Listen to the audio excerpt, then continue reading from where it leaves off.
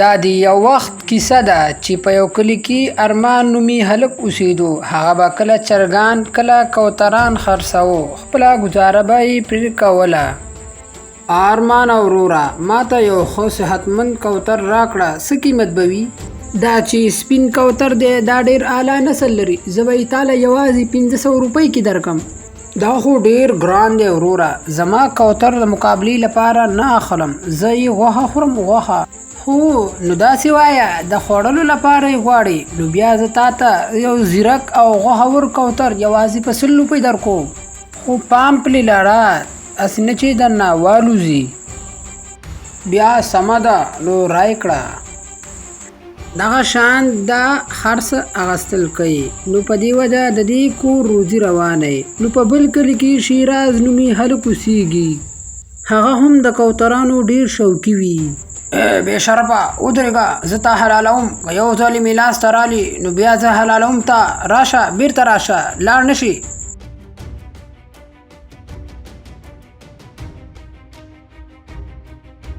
شیرازه ته هر وخت کوترو سره بوخت یې، لږه توجه هم ماته هم راکړه. لاړ شه دوکان نه چرګه راوړه، زه به یې یخني وڅښم، ته به هم. ټوکې مه کوه ښځې، ما نه اعلی نسل کوتر وتښتېدو او تا سره اوس هم د یخنۍ غم دی. غلی شه، کور کې به داسې چرګه نه وي چې حلال یې کړي. اوهو ګرانه خفه نه شي، کوتر به بېرته راشي. لاړ شه ته چرګه راوړه، زه یخني جوړه کړم، ته به هم وڅکې. وروسته د ډېرو خبرو نه بعد نازو شیراز په دې مجبوره کړي چې هغه روان شي او چرګه راوړي. کله چې هغه روان شي نو لاره کې هغه د ارمان دکان ته لاړ شي. هلته کې هغه هماغه کوتره ویني کومه چې دینه تښتېدلې وي. ارمانه دا کوتر زما دی، دلته څه کوي؟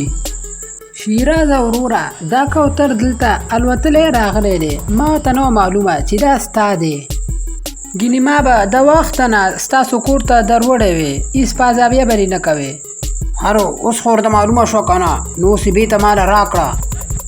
وروسته د دې نه شیراز ته خپل هغه تښتېدونکی کوتر هم میلاو شي او د ارمان د دوکان نه ځان سره یوه چرګه هم والي. هغه په لاره روان وي، خو کور کې ښځه ډېره په تمه په انتظار ولاړه وي. دا سړی اوس چیرې لاړو؟ زما خېټه د لوږې نه چنګار کوي. نازو وګوره، زما کوتر بیرته راغی او تاله مې چرګه هم راوړه چې یخني ترېنه وباسې. ښه ښه دې وکړو چې راوړه، ما ته یې راکړه چې پخه یې کړم. ښځې ته دا زر په حقه چې یخني ترېنه وڅکو، خو لومړی زه یو ملګري سره ملاوېدو له ځم، زه بیرته زر راځم. د ډېرو خبرو کولو نه بعد شیراز روان شي خپل دوست بنګرش طرف ته لاړ شي. په خیر وروره، په خیر. یار تا کوترانو را پیژنې؟ هغه ارمان کوتر چې خرڅوي. هو ولې نو، یو ډېر ساده انسان دی. هو هماغه هغه راده ټول کوتران ته غلا کوو. زه یو داسې ملګری پیژنم شیرازه، هغه په غلا کې نمبر 1 دی. زه یم هغه به ځان سره یو ځای کړو، لاړ به شو ابه راولو. وروسته د دې نه بیا دواړه جمال طرف ته روان شي. او زموږ ملګری په خاورو کې ناست دی. اوه وایه که نه بنګشه، څرنګه راغلی؟ لکه چې بیا دې خرګوټ شوی دی. بس موږ هسې راغلي یو، موږ تا سره یو لړکوټې شانې د نیکۍ کار در شیر کوو که موږ سره ځي. بس ستا نیکي زه پیژنم، نن نه مې لکه چې بیا چرګان مرګان پټې. وروسته د مشورو نه بعد هغې ماښام پرېکړه وکړي چې موږ به نن شپه د ارمان د کور نه چرګان غلا کوو. هغې چرګان غلا کړي او روان شي. د دې غلا نه بعد ارمان چې کله سهار راپاڅېږي چرګان چې وشماري نو کم وي. اوهو دا څه وشو؟ دا خو زما 2 چرګان نن بیا چا غلا کړي دي، زه به چې تاڼې کې رپورټ وکړم. وروسته د هغې نه ارمان روان شي، لاړ شي تاڼې ته ځان ورسوي. وایا زویا ته بیا څنګه زموږ تاڼې ته راغلی؟ لکه چې بیا مسله پیدا شوې. او جی بالکل انسپکټر صاحب، هماغه مسله بیا شوې ده، نن شپه بیا زما چرګان چا غلا کړي دي. زویا ته بېغمه شه، ته بالکل صحیح ځای ته راغلی. تا دلته راپورټ ولیکلو، ته بېغمه شه، نن شپه به زه درځم.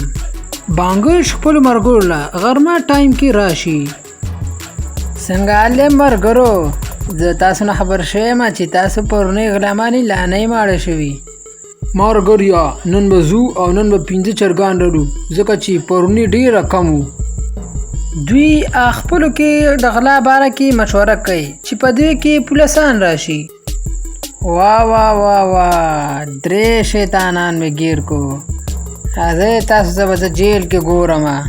د هغې نه بعد هغه 3 واړه غلان هغه پولیس بوځي او په جیل خانه کې واچوي. 6 میاشتې قید پې وخیږئ.